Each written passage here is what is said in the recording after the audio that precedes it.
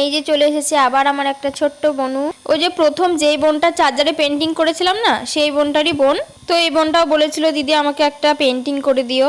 এই যে আজকে আঁকাবো এটা, আজকে আমি নিজের পছন্দ মতোই আঁকাবো। বোনটা শুধু বলেছিল দিদি তোমার মন মতন একটা আঁকিয়ে দিও, তাই আঁকানোর জন্য আমি এটা চয়েস করে নিলাম। অনেক ফটোই দেখছিলাম গুগলে, কিন্তু একটা পছন্দ হচ্ছিল না। শেষ পর্যন্ত এটা পছন্দ হলো, তাই ভাবলাম চলো এটাই করা যাক।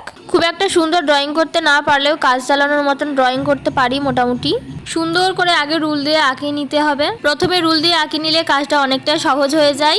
এবার প্রফেশনাল আর্টিস্ট হলে এসব কিছুই লাগে না, ওরা ডাইরেক্টই করে ফেলে, যেটি আমার পক্ষে করা সম্ভব না। তো চলো এবার রং শুরু করা যাক।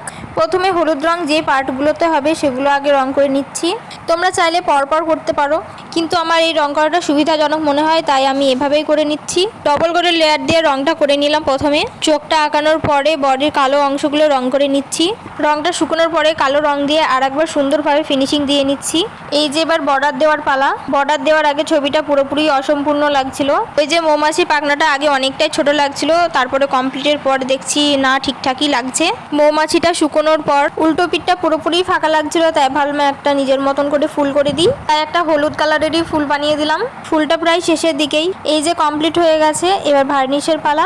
ভার্নিশটা গ্লসি লুক আর লং লাস্টিং এর জন্য দিয়ে থাকি। এই যে ফাইনাল লুকটা কেমন হয়েছে অবশ্যই জানিও।